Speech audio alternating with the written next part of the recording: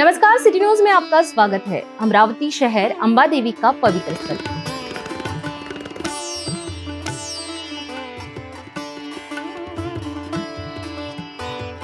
संतों की पावन भूमि, धार्मिक नगरी, शिक्षा और संस्कृति का केंद्र। लेकिन आज इस खूबसूरत शहर में एक ऐसी समस्या है जो हर नागरिक के लिए सिरदर्द बन चुकी है।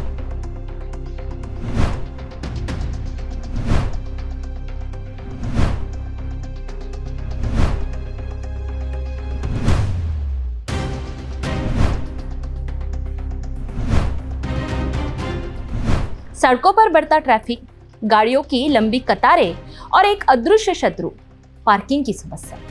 क्या हमारी सड़कें सिकुड़ती जा रही है? क्या हमारे वाहनों को घर मिलना मुश्किल हो गया है? क्या सिकुड़ती सड़कों पर वाहन चलाना अपराध है?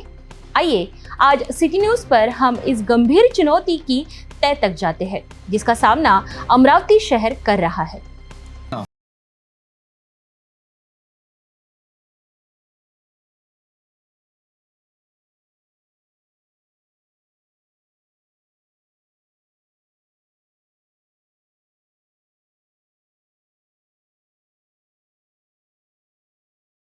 पच्चीस में अमरावती की अनुमानित जनसंख्या 9,84,000 है, जो 2011 की जनगणना से काफी ज्यादा है।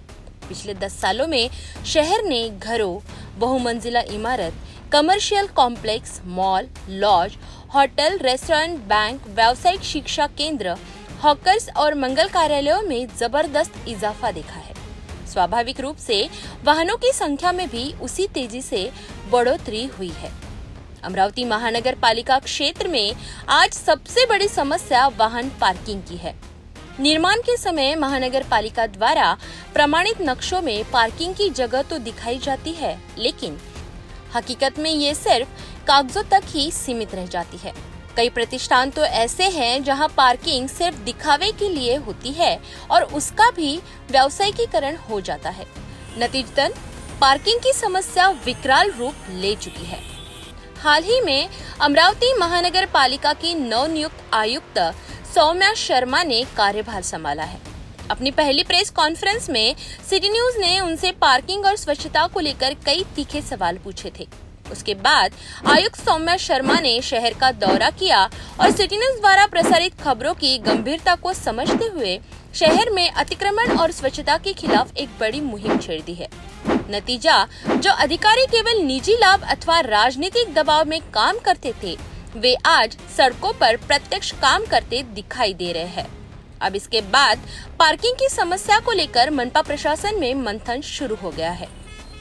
यह एक बेहद जटिल चुनौती है जिसे इतनी जल्दी सुलझाना आयुक्त सौम्या शर्मा के लिए आसान नहीं होगा।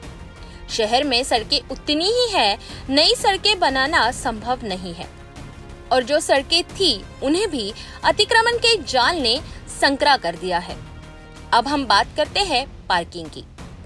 अमरावती शहर में कई निजी कमर्शियल प्रतिष्ठानों में तो पार्किंग है ही नहीं, जिससे वाहन सड़कों पर खड़े होते हैं। जहां पार्किंग की सुविधा है वह अक्सर प्रतिष्ठान के मालिक और कर्मचारियों के लिए आरक्षित हो जाती है और ग्राहकों को अपने वाहन सड़कों पर खड़े करने पड़ते हैं, जहां उन्हें नो पार्किंग के नाम पर चालान भरना पड़ता है। अफसोस की बात यह है कि नागरिकों से टैक्स वसूल करने वाली अमरावती महानगर पालिका ने भी नागरिकों की सुविधा के लिए कोई पार्किंग स्थल तैयार नहीं किया है, न ही कोई पहल की है।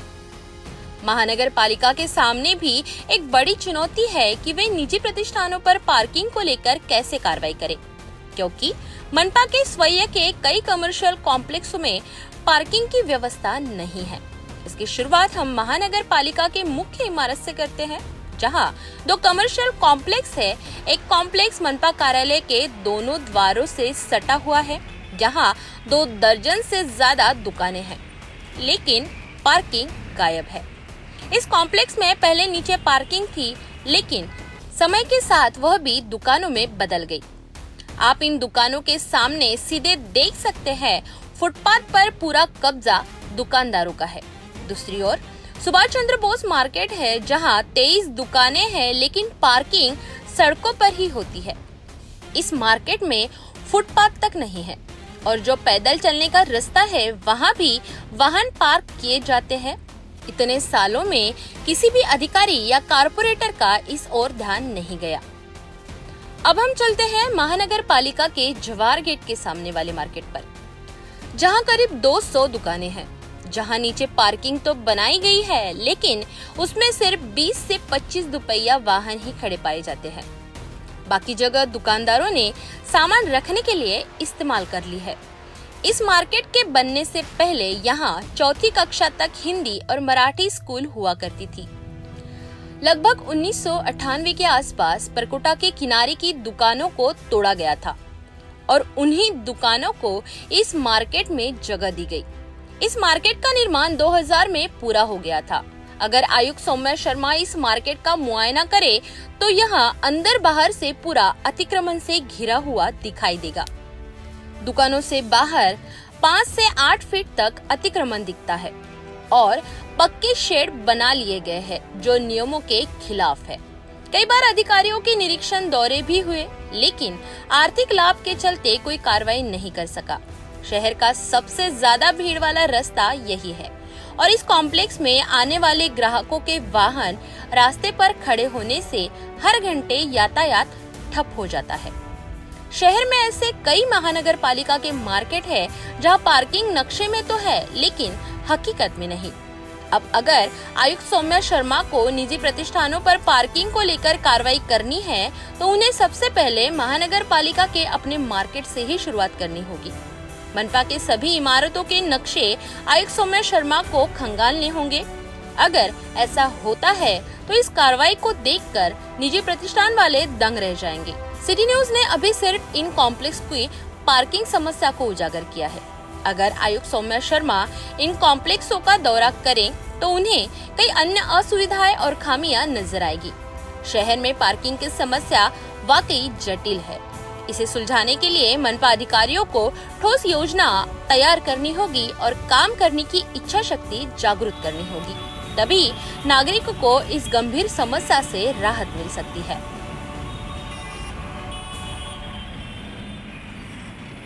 तो देखा आपने, अमरावती में पार्किंग की असुविधा नहीं बल्कि एक गहरी चुनौती है, जिसकी जड़ें हमारे शहरी नियोजन और इच्छा शक्ति में छुपी है। आयुक्त सौम्या शर्मा के सामने यह एक बड़ा इम्तिहान है। क्या वह इस चुनौती का सामना कर पाएगी? क्या हम अपने शहर को सांस लेने के लिए और गाड़ियों को खड़े होने के लिए जगह दे पाएंगे? यह तभी संभव है जब प्रशासन और नागरिक दोनों मिलकर इस समस्या का हल निकाले।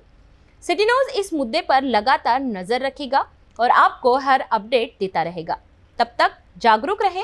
आपके पास भी पार्किंग को लेकर कोई सुझाव या योजना है तो हमें कमेंट बॉक्स में लिखे या व्हाट्सएप पर भेज सकते हैं। हम आपके सुझाव प्रशासन तक पहुंचाएंगे।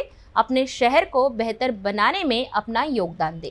दर्शकों, वीडियो को लाइक करें, शेयर करें और हमारे चैनल को सब्सक्राइब करें ताकि आप अमरावती से जुड़ी और भी महत्वपूर्ण खबरें देख सकें। आपसे फिर रूबरू होंगे फिर एक नए मनपा की इमारत की पार्किंग की समस्या को लेकर। तब तक आप बने रहे सिटी न्यूज के साथ। नमस्कार।